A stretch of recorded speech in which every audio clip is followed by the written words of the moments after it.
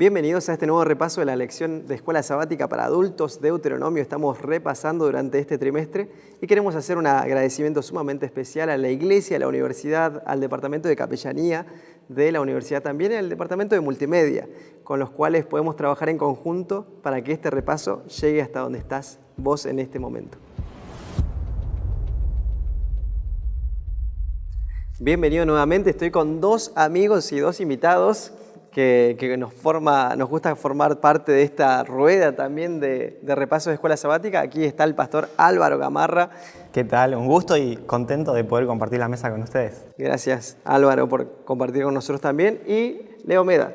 ¿Cómo estás, Lucas? Es un placer. Álvaro también, gracias por la invitación. Y bueno, una lección espectacular esta, ¿eh? Totalmente. Y vamos a tener la posibilidad de dialogar de muchos puntos sumamente centrales en nuestra relación con Dios, en nuestra experiencia cristiana. Y es por eso que vamos a ir al texto, ¿verdad? Vamos a ir allí a Deuteronomios capítulo 6 y el versículo 4 y el versículo 5, que es los versículos de memoria. Aquí tengo conmigo y luego le voy a invitar a que podamos comentarlo. Dice lo siguiente: Oye Israel, Jehová nuestro Dios, Jehová uno es. Y luego dice: llamarás a Jehová tu Dios de todo corazón, de toda tu alma y con todas tus fuerzas. ¿Qué opinan de este versículo que comienza a hablar sobre el amor de Dios y cómo nosotros debemos responder a ese amor? Es interesante, ¿no? Porque de cierta manera empezamos a ver cómo el pueblo de Dios estaba por tomar la tierra prometida. Y Dios acá les empieza a contar la historia de cómo Él los había cuidado también, pero sobre todo les da los consejos y lo que ellos debían llevar en su corazón y en sus acciones para poder vivir bien, ¿no? Y dentro de esto siempre recordamos, ¿no?, el Oye Israel, ¿no?, como una oración judía, como que Dios está hablando a su pueblo porque tiene algo especial para ellos, tiene un mensaje especial para ellos, y ese mensaje va muy de la mano con qué es lo que ellos tenían que realizar para ser felices dentro de esa tierra prometida que ellos iban a heredar, ¿no? Entonces, en ese contexto empieza Dios a decirles, ¿no?, todas estas palabras. No, y es impresionante cómo en dos versículos, o sea, en pocas palabras, porque si las contamos son 1, 2, 3, 4, 5, 6, 7, 8, 9, 10, 11, 12, 13, 14, 15, 16. 20 palabras.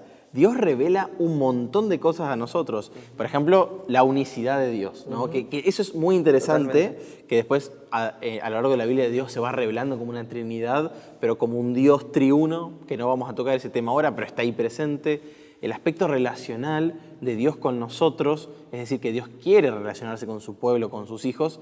Y este aspecto que Álvaro mencionaba, que es la Shema Israel, que incluso además de oír, que puede significar eso específicamente, también puede significar obedecer. Y por eso es interesante el versículo del Nuevo Testamento que dice que la fe viene por el oír, y el oír por la palabra, oír la palabra de Dios. Para el judío no había diferencia entre conocer la Biblia, entre escuchar acerca de la Biblia, el entender y poner en práctica. Pero nosotros, por ahí fíjense qué interesante, tenemos esa idea occidental de me puede entrar por un oído y salir por el otro. Para ellos, en esta cultura, si entraba por el oído, había que ponerlo en práctica, ¿no? Y eso me parece súper interesante para empezar a replantearnos algunas cosas. ¿Estoy conociendo, estoy escuchando a Dios? Bueno, mi conducta no puede quedar igual, mi vida no puede quedar igual, ¿no? Esto quiere decir que es como una cadena que va eslabón tras eslabón y cada parte afecta a la otra. Y me gusta porque acá este primer versículo habla de Dios, o sea, como yo soy Dios, esto va a afectar también la concepción nuestra, nuestro proceder, sí. Pero es necesario primero comenzar por este lado. Y acá habla sobre el amar a Dios, ¿no? ¿Cómo nosotros podemos vivir en este tiempo como cristianos y cómo podemos manifestar ese amor por Dios? Está bueno entender, ¿no?, porque manifestar ese amor también va de la mano con lo que decíamos del temor, ¿no? Y fíjate que el versículo 2 del capítulo 6 también dice: para que temas a Jehová tu Dios, guardando todos sus estatutos y sus mandamientos. Es decir, antes del amor mencionaba lo que es el temor. Claro. Y que es lo que la escuela sabática después va desarrollando, ¿no? Porque lo junta a ambos, y es por eso que Deuteronomio 10, capítulo 12, ahí leyendo, por ejemplo, dice: ahora pues Israel, ¿qué pide Jehová tu Dios de ti? Sino que temas a Jehová tu Dios, que andes en todos sus caminos y que lo ames y sirvas a Jehová tu Dios con todo tu corazón y con toda tu alma, ¿no? Y ahí hablábamos un poquito acerca de esta relación, ¿no?, de temor y amor, que yo creo que nosotros entendemos de que Dios nos ama y es ese amor el que nos ayuda a temer, a obedecer y a seguirlo también. Y es interesante pensar no solo en Deuteronomio. Ustedes saben que los primeros 5 libros de la Biblia funcionan como una unidad, que los judíos llamaban la Torá, ¿no es cierto? Y en Levítico, acá en Deuteronomio se habla mucho del amor, y en Levítico, por ejemplo, se habla mucho de la santidad.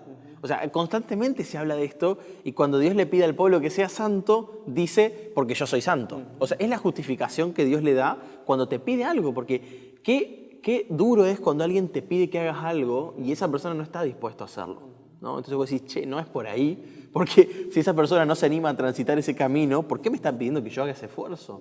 Y es muy incoherente y cuesta, ¿no? En cambio, Dios cada vez que le pidió o le indicó algo a su pueblo, Él primero recorrió ese camino. Recorrió el camino de la santidad, recorrió el camino del amor, y ahora aquí en Deuteronomio nos está invitando a vivir el amor con Él y con otros, pero porque Él transitó primero ese camino, ¿no? Y que me animo a decir que no fue un camino fácil. Exactamente. Estos dos conceptos de amar y temer parecen que son opuestos, digamos, como que parece no pueden convivir. Incluso se nos viene a la mente donde hay amor no existe el temor, Sí. echa fuera el temor, pero acá, sin embargo, la Biblia los une. Entonces, ¿cómo nosotros podemos llegar a entender estos dos conceptos en un equilibrio sano que nos permita tener una vida que refleje un amor a Dios y al mismo tiempo un temor que luego vamos a estudiar un poquito más, lleva a la obediencia? ¿Cómo podemos tener este equilibrio? Yo creo que hay que entender, por un lado, de que nosotros cuando nos dicen temor, lo asociamos con miedo, ¿no? Entonces decimos, hay que temer a Dios, es como que hay que tenerle miedo, hay que mirarlo poquito porque si no te puede hacer algo malo, ¿no? Nos surge eso, pero cuando hablamos de temor, hablamos de que nosotros somos personas que estamos en pecado. Somos personas destituidas de su gloria, ¿no? En el sentido del pecado, que estamos manchados, que estamos mal, que somos imperfectos. Entonces, los veo a nosotros, los humanos, todos imperfectos, malos, y lo veo a Dios en su perfección, ¿no? En justicia, en juicio, en amor, totalmente perfecto, sin mancha, sin pecado.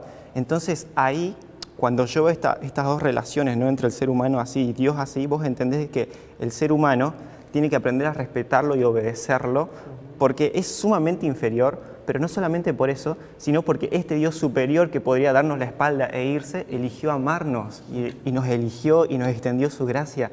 Entonces, en ese sentido, el ser humano dice, che, tengo que obedecerlo, tengo que respetarlo, tengo que tenerle temor por lo que Él hace por nosotros, ¿no? Tal cual. A mí me parece que si nosotros recapitulamos en nuestra propia vida, tenemos en algún momento alguna persona que nos falló. Y yo no sé, ¿qué sintieron? Piensen. ¿Alguna vez cuando alguien te falló, qué sentiste? ¿Sentiste algo feo? ¿Alguna emoción? ¿Y después te costó volver a confiar? Probablemente, ¿no? Quizás no cortaste relación, pero la próxima vez que esa persona te habló, que esa persona te dijo algo, estaba la duda, ¿no? Porque tenías esa evidencia de que ya te habían fallado una vez. Cuando nosotros vemos la historia de Dios con la humanidad, no encontramos ni una falla. O sea, ni una sola. O sea, no hay evidencias que a nosotros nos permitan tener dudas acerca de cómo Dios se va a comportar en cuanto a cómo se comportó. Entonces creo que en eso se podría fundamentar, y leyendo lo que bien decía Lucas, 1 Juan 4:18, dice que el amor, todo lo contrario al miedo, ¿no? Aunque en las Biblias, preso de las traducciones, tenemos la misma palabra, temor y temor.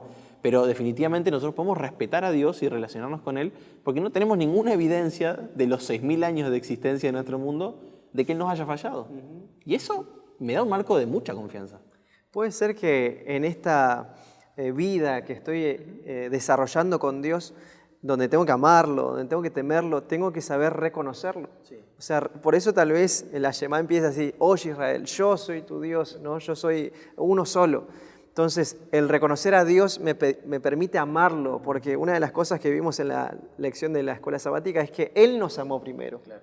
Entonces, y luego también temerlo, porque Él hizo primero las provisiones para nuestra salvación. Entonces, ¿cómo el reconocimiento también ayuda en esto también, ¿no? El reconocer la función que Dios tiene, en reconocer cuál es nuestra situación, como decías Álvaro, nos permite poder vivir una vida conforme a lo que la palabra de Dios ofrece. Totalmente, y plantea. Sí. Y de paso te leo, por ejemplo, el libro de Efesios capítulo 2, dice, ¿no? Y Él os dio vida a vosotros cuando estabais muertos en vuestros delitos y pecados, entre los cuales también todos nosotros vivimos en otro tiempo en los deseos de nuestra carne, haciendo la voluntad de la carne y de los pensamientos, y éramos por naturaleza hijos de la ira, lo mismo que los demás. Pero Dios, que es rico en misericordia, por su gran amor que nos amó, aún estando nosotros muertos en pecados, nos dio vida juntamente con Cristo, ¿no? Y juntamente con Él nos resucitó y asimismo nos hizo sentar a los lugares celestiales. Me encanta, ¿no? Porque estos versículos acá en la Biblia demuestran, ¿no? Esto de cómo Dios nos ama, cómo eso nos ayuda a respetarlo por lo que Él hace por el ser humano, siendo nosotros nada, ¿no? Sí, y me parece que una de las grandes cualidades de Dios, incluso Jesús siendo nombrado como maestro, que era una figura muy de autoridad de la época, ¿no? Pero Dios fue muy pedagógico con la humanidad, desde siempre. O sea, Dios nos crea perfectos, pero de igual manera se relacionó con Adán y Eva para que aprendieran a relacionarse con Él. Después de la caída, un reaprendizaje, porque el pecado nos modificó. Y hoy ya muchos años después nosotros vemos, por ejemplo acá en Deuteronomio 6, 8 y 9, dice, y las atarás como una señal en tu mano, y estarán como frontales entre tus ojos, y las escribirás en los postes de tu casa y en tus puertas, ¿no? Y yo vi ahí un detalle muy interesante de cómo Dios va enseñándole a su pueblo a cuidarse a sí mismo. Y por ejemplo, la lección nos dice que el hecho de que diga las atarás significa que la ley tiene que estar estrechamente relacionada con nuestra persona física. O sea, tiene relación con una cercanía física hacia Dios, ¿no? Después, en tu mano, la ley de Dios debería afectar nuestras acciones. Cuando yo me acerco a Dios, lo conozco. O sea, no pueden ser mis acciones iguales a como eran antes. Va a producirse un cambio. Mi realidad va a cambiar, ¿no? Que diga entre tus ojos, afecta nuestra mente, nuestro discernimiento. Y eso va de la mano con Pablo, ¿no? Que Dios quiere renovar nuestro entendimiento. Y las escribiría en los postes de tu casa. Dios afecta a nuestro hogar. Afecta en el sentido de cambio, ¿no? ¿Y cuántas familias están hoy en día buscando eso? Ojalá pudiéramos acercarnos más a Dios y saber que va a cambiar aquello en nuestra casa que hoy no está bien. Y que queremos buscar paz para nuestros seres queridos y para nosotros mismos. Es interesante aquí que este amor se transforma en acción, por eso lo que decía Leo, afecta la mente, afecta nuestras acciones, afecta nuestra vida, tanto pública como privada, en todos los ámbitos. No hay divisiones, como habíamos hablado antes, en la mente del pueblo de Israel, porque Dios nos formó como un ser íntegro. Ahora, fíjense la relación que plantea la lección sobre el versículo que dice, si me amáis, guardad mis mandamientos. Una consecuencia de algo que nosotros reconocemos, aceptamos vivir y por lo tanto tiene que haber una coherencia en eso. ¿Qué podemos decir acerca de este mandamiento que dice, si me amáis, entonces guarden lo que yo les dije? Dios nos ama y Dios al amarnos, Dios realiza acciones para bendecirnos, ¿no? Para cuidarnos. Y durante todo el libro de Deuteronomio vemos cómo Dios se manifestó hacia el pueblo de Israel cuidándolos en todo momento, ¿no? En todo momento cuidando y haciendo acciones por Él. De la misma manera a nosotros nos dice, si me amáis, guardaréis mis mandamientos. Nosotros pensamos muchas veces que nosotros tenemos que obedecer para recién amarlo. Y en realidad es al revés, ¿no? Primero amarlo, conocerlo por lo que Él hizo por mí. Claro. Entonces, como consecuencia, ¿yo qué voy a hacer? Voy a empezar a obedecer y voy a empezar a hacer acciones. Pero mi primer paso es primero yo entender su amor y yo amarlo, ¿no? Entonces, viene la consecuencia. Reconocer a Dios, que Dios empieza a ser Dios en tu vida y de ahí vos podés actuar en consecuencia de eso, ¿no? O sea, y eso es maravilloso, que Dios se revela en un proceso en el cual vos lo vas conociendo y vas aprendiendo a respetarlo y vas aprendiendo a ser cada vez más parecido a Él, ¿no? Y a mí me parece que la relación con la ley que nosotros deberíamos tener es justamente entender que Dios nos da su ley para cuidarnos. O sea, y el que te cuida es alguien que te quiere, ¿no? Y al revés también, el que no te cuida te hace pensar, bueno, no me quiere tanto como yo pensaba, ¿no? Aquel que te falla, aquel que te descuida, esa persona que te deja para lo último, siempre que te cancela, que te falla, ¿no es cierto? De vuelta, pensando en esto de las relaciones humanas, porque qué particular también es pensar que Dios creó las relaciones humanas, o sea, Dios creó este mundo social, ¿no? Entonces podemos aprender mucho también y creo yo que entender que la ley es para nuestro cuidado, también nos enseña a nosotros a cuidar a otros. Esto es bien interesante y aprovechando, me gusta mucho este formato gramatical que tiene porque dice, si me aman, guardarán, guardaréis, o sea, en futuro. Me hace recordar mucho los 10 mandamientos que dice, no matarás, no dice no mates o no adulteres, dice no lo harás. Esto habla de un efecto y consecuencia. Es como que viene por consecuencia de una relación. Pero ya hablamos de esto, la consecuencia de amar a Dios, la consecuencia de temer a Dios, la consecuencia de reconocer a Dios. Y Dios haciendo previsión a futuro, ¿no? De nuestra conducta. Es decir, a futuro no lo vas a hacer tampoco. Exactamente, es una promesa. O sea, yo lo puedo tomar, en vez de una exigencia, lo puedo tomar como una promesa.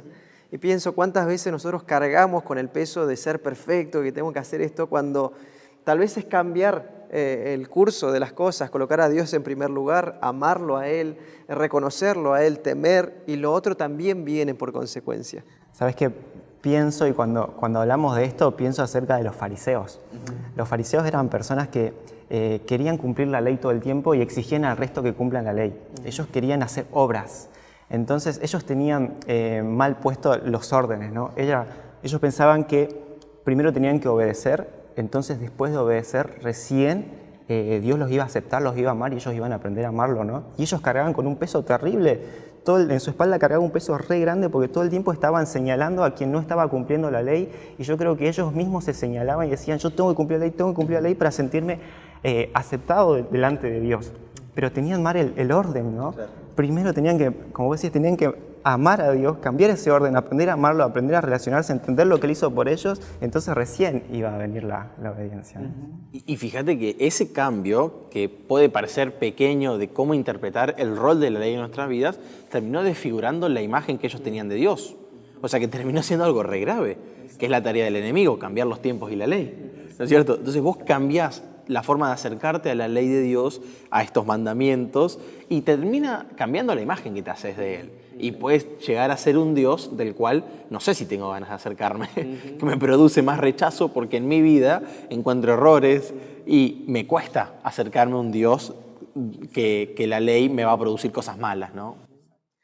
Me hace pensar que, como hablamos hace un momento, Dios, que es tan pedagógico en sus formas, en el santuario, Él va a tratar de hacerlo todo lo posible para mostrarnos, primero, que nosotros necesitamos de Él, que Él es la puerta hacia la salvación. Y a medida que uno va avanzando y entrando en el santuario, vamos descubriendo diferentes etapas.